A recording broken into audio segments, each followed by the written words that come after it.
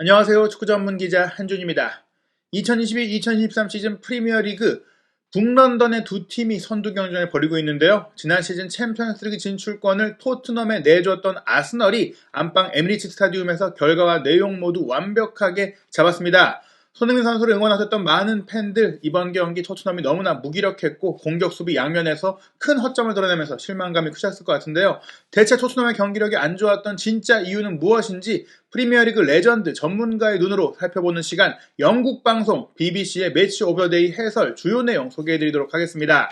토트넘과 아스널의 경기는 아스널 레전드인 이안 라이트, 그리고 프리미어리그 역대 최다골의 주인공이자 손흥민 선수의 광팬이라고 자처해온 앨런 시어러가 분석했는데요. 먼저 이안 라이트는 아스널의 어떤 플레이가 인상적이었고 중요했는지 설명하고, 앨런 시어러는 토트넘의 어떤 점들이 안 좋았는지 상세하게 분석합니다. 이안 라이트, 일단 아르테타 감독의 경기 후 인터뷰를 듣고 나서는 그 말 그대로 아스널이 페노메날한 천재적인 경기를 했다라고 소개하는데요.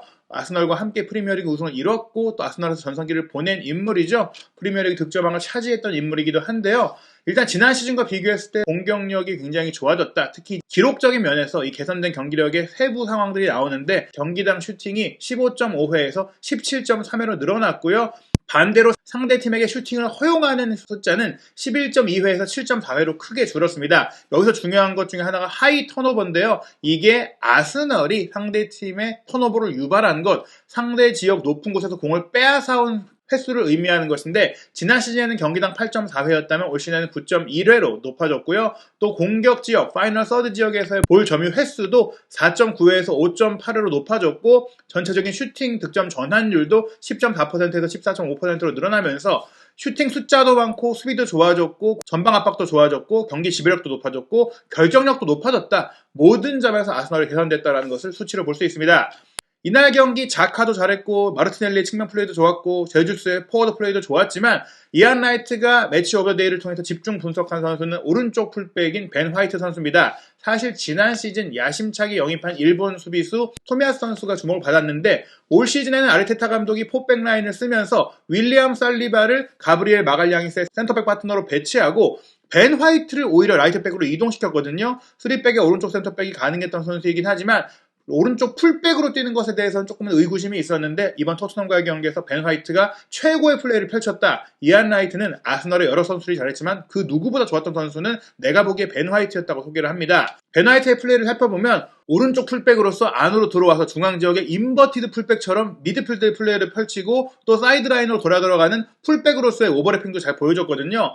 우선 이 장면을 보시면 벤 화이트가 오늘 대단한 경기를 했던 배경에는 토트넘이 라인을 내리고 내려서서 자기 진영의 수비를 하다 보니까 중앙지역에서 화이트에게 특히 많은 공간을 허용했다. 자카가 공격 지역으로 올라가면서 파티가 한 명의 홀딩 미드필더로 남게 됐는데, 그 옆자리를 사실 벤 화이트가 채워주면서 중앙 미드필더와 같은 역할을 했을 때 토트넘 선수들이 벤 화이트를 거의 압박하지 않았다는 것입니다. 지금 이 장면을 보시면 벤 화이트 선수 주변의 동그라미를 봤을 때 아주 크게 공간이 있죠. 토트넘은 사실상 벤 화이트를 전혀 막지 않았다면서 깊이 내려가서 아무것도 하지 않았다고 얘기를 해요. 지금도 보시면 벤 화이트의 3패스가 들어가면서 제주스가 측면으로 빠져들어가면서 공을 받는 장면들이 나오는데, 결국 이 장면 같은 경우에 토트넘 수비가 차단하긴 했지만 벤 화이트가 너무나 편안하게 패스를 전개하고 공격 패스를 풀어갔다, 이렇게 볼 수 있는 것이고요. 그리고 이 장면 같은 경우에는 웨데고르 선수가 사카에게 패스를 주는 상황인데, 사카가 공을 잡았을 때 토트넘 수비가 사카를 1대1로 대응하자 벤 화이트가 그 뒤로 들어가서 움직이잖아요. 그런 측면 공격 지원 플레이가 토트넘 수비수들이 사카의 플레이를 제대로 대응할 수 없도록 해주고 분산되는 효과를 보였다는 것입니다.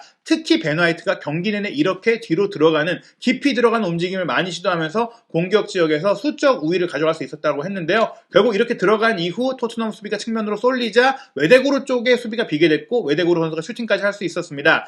비록 슈팅이 정면으로 가면서 로리스에게 쉽게 잡혔지만 미드필드와 측면 선수들을 모두를 벤 화이트가 도와주면서 토트넘 수비를 상대로, 밀집 수비를 상대로 아스널 선수들이 수적 우위를 점할 수 있었던 것은 벤 화이트의 추가적인 움직임이었다고 볼 수 있는 것이죠. 그리고 이 장면, 사카 선수가 측면에서 공을 받게 된 상황인데 벤 화이트가 또 올라와 있잖아요. 손흥민 선수가 일단은 페리시를 돕기 위해서, 사카를 막기 위해 더블 마크를 하러 들어가게 돼요. 근데 이 장면에서 손흥민 선수의 플레이를 조금 지적하는 상황이 나오고, 또 말씀드린 토트넘 선수들이 너무나 깊이 깊이 내려가서 수비하는, 특히 홀딩 미드필더조차도 전방 압박을 하지 않고 문전 지역만 커버하는 그런 상황들이 문제가 됐다고 소개를 합니다. 지금 보시면 사카가 크로스 패스를 하거나 패스를 뒤로 내줄 수 있는 상황에서 손흥민 선수가 페리시치 옆에서 막고 있는데 크로스 패스가 시도되지도 않았는데 공간도 보지 않고 선수도 보지 않고 시야가 어디로 가는지 알 수 없는 상태로 발을 들면서 막으려고 했어요. 이 장면에서 손흥민 선수의 개인적인 수비가 좋지 않았다라고 이안 라이트가 지적을 했습니다. 공간도 보지 않았다라고 하는데 이 공간이 무엇이냐? 지금 보시면 배후 지역에 사카가 공을 잡았을 때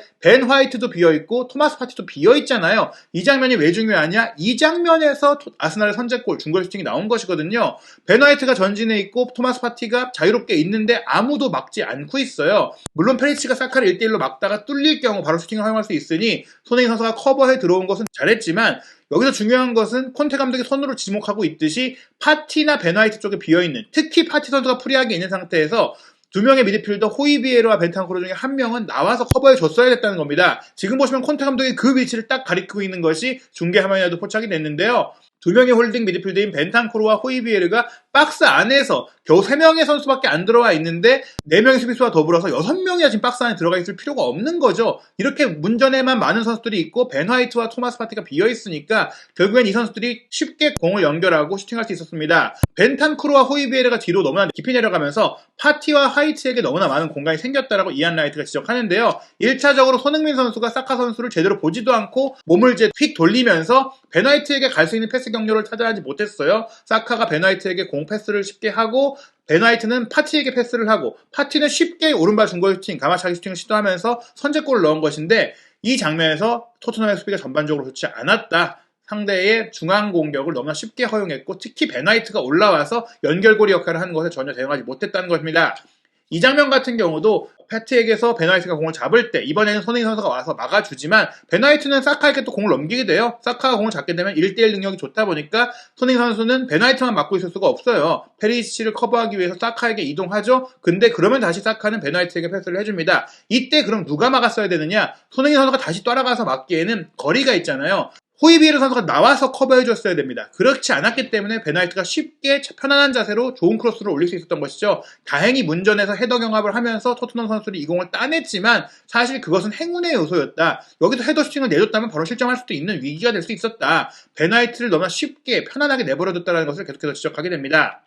그리고 후반전 초반에 자준 이 결승골 실점 장면에서도 저희들이 이제 리뷰 상황에서는 로메로 선수가 공을 좀 잘 처리해냈어야 되는 게 아니냐 이렇게 지적도 했었고 중계 중에서는 뭐 이제 손흥민 선수가 사카의 슈팅을 잘 막았어야 되는 게 아니냐 이렇게 얘기를 하는데 사실 이 장면에서 수비를 잘해야 됐던 것은 벤탄쿠르였다라고 이안 라이트가 지적을 하게 됩니다. 일단 사카 선수의 앞쪽에 손흥민 선수가 있긴 한데 사카가 이미 공을 잡고 있는 상태에서 손흥민 선수가 달려들 수도 없어요. 달려들면은 뒷공간을 내주게 되고 1차 스위스로서 그 위치만 좀 잡아줘야 되는 상황이었었거든요. 누가 끊어줘야 되느냐? 벤탄쿠르다. 지금 보시면 파티가 사카에게 패스를 전개하죠. 이 상황에서 페리시치는 뒤로 들어오는 벤 화이트를 커버할 수밖에 없었어요. 벤 화이트가 잘 들어왔기 때문에 페리시치가 그쪽으로 딸려져 나갔고 손흥민 선수는 사카를 막았어야 했고 근데 사카 선수가 치고 들어오면서 오른쪽으로 갈 수도 있고 왼쪽으로 갈 수도 있잖아요. 그렇기 때문에 아까 페리시치가 사카를 막을 때 손흥민 선수가 같이 붙어준 거예요. 손흥민 선수가 사카를 1대1로 대응할 때 사실은 수비수가 1대1로 대응한 상태에서는 선택지에서 밀릴 수밖에 없거든요.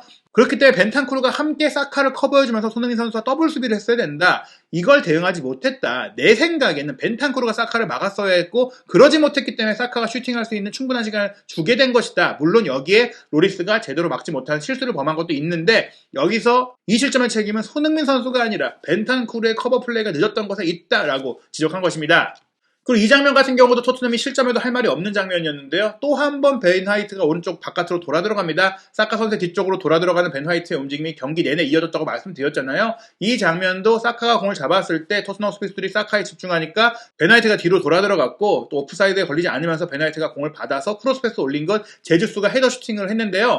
이 장면은 제주스가 득점을 했어야 했다. 결정력이 아쉬웠다라고 지적했지만 이안 라이트는 이때 제주스가 제대로 마무리하지 못한 이유가 조금의 부상이 있는 상태였기 때문에 중심이 흔들렸던 것 같다고 설명을 합니다. 어찌됐거나 이 장면까지 포함해서 아스널은 벤 화이트가 이날 경기 가장 많은 볼터치를 기록한 선수였고 누구보다 뛰어난 경기를 펼친 선수였다라고 소개를 한 것입니다. 그래서 토트넘의 공격에는 어떤 문제가 있었을까요? 일단 안토니오 콘테 감독이 경기 후 인터뷰에서 토트넘의 이날 경기 가장 아쉬운 점으로 공격 상황, 파이널 서드 상황, 파이널 패스 상황에서 너무나 큰 실수를 했다. 우리가 기회를 많이 만들었는데 패스를 제대로 하지 못해서 기회를 살리지 못했다고 아쉬워했습니다. 그러면서 그 이유 중에 하나가 대표팀 경기를 다녀온 선수들이 이제 많기 때문에 체력적으로 힘들고 각기 다른 시간에 돌아오다 보니까 선수들의 체력 밸런스도 달랐기 때문이다. 결국 이 장면을 봤을 때 저도 좀 아쉬웠던 게 손흥민 선수가 평소보다 플레이의 정밀성이 좀 아쉬웠던 것은 한국을 다녀왔고 한국에서 두 경기를 다 풀타임을 소화했기 때문에 토트넘의 그 어떤 선수들보다도 체력이 많이 소진된 채로 합류했거든요. 그러면서도 수비적으로도 많이 가담해줘야 됐었고 스프린트도 많이 했어야 됐기 때문에 힘들 수밖에 없었습니다. 그러다 보니까 평소 손흥민 선수보다는 부진한 경기력이 나올 수밖에 없었는데요. 앨런 시어러도 콘테 감독이 경기 후 인터뷰에서 마지막 패스 실수를 지적한 것에 대해서 전적으로 동의한다고 했어요.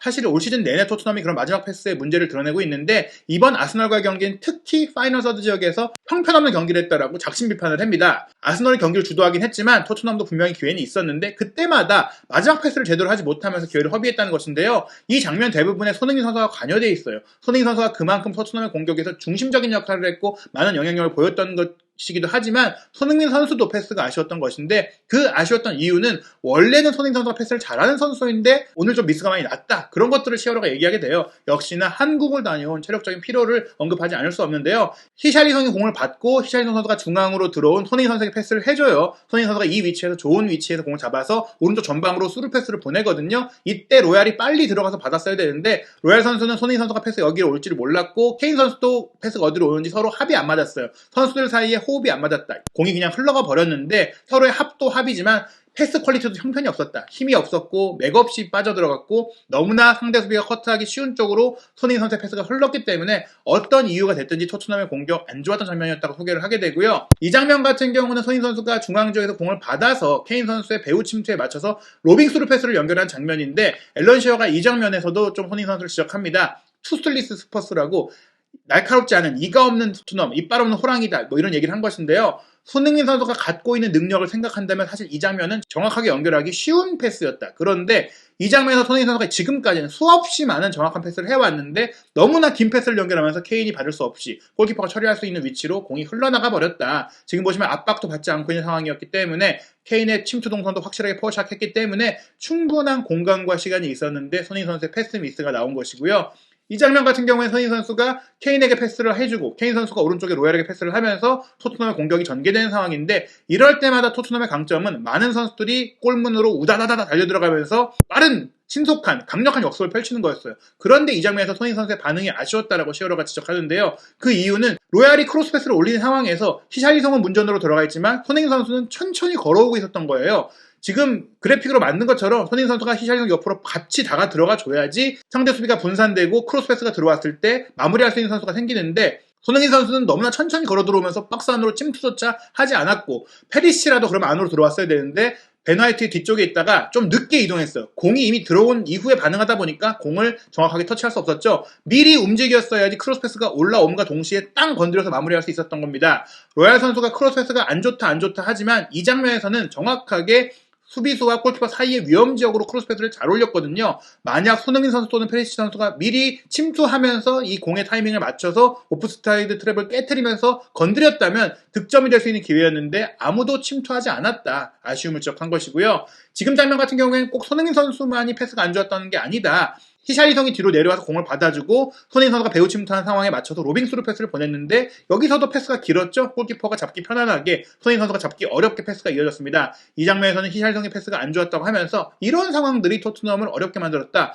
허술한 패스 때문에 토트넘이 기회를 살리지 못했다. 경기를 장악하고 빌드업하고 아스널이 좋은 기술을 보여줬지만 토트넘도 본인들의 역습 능력을 살려서 충분히 아스널을 괴롭힐 수 있었는데 마지막 패스가 자꾸 빗나가고 정확하지 못하니까 어쩔 수가 없는 것이다. 골을 넣을 수 없었던 것이다. 설명한 것이죠. 지금 이 장면은 손흥민 선수가 또 역습으로 들어갈 때 굉장히 호쾌한 질주와 좋은 패스를 보여준 장면인데요. 이 플레이 자체를 아주 좋았다라고 설명하는데 역시나 마지막 패스가 아쉬웠어요. 케인과 주고받으면서 손흥민 선수가 시원하게 질주에 들어가고 무게중심을 옮기면서 상대 수비를 속이고 히샬리송에게 패스를 해주잖아요. 지금 보시면 히샬리송도 적절한 타이밍에 침투를 했고 공간이 많이 있었는데 손흥민 선수가 평소보다는 긴 패스를 연결하면서 조금만 앞쪽으로 히샬리송이 바로 잡고 슈팅할 수 있게 패스를 해줬어야 되는데 조금 힘이 많이 들어가면서 빗나가면서 히샬리송이 좀 놓쳤거든요.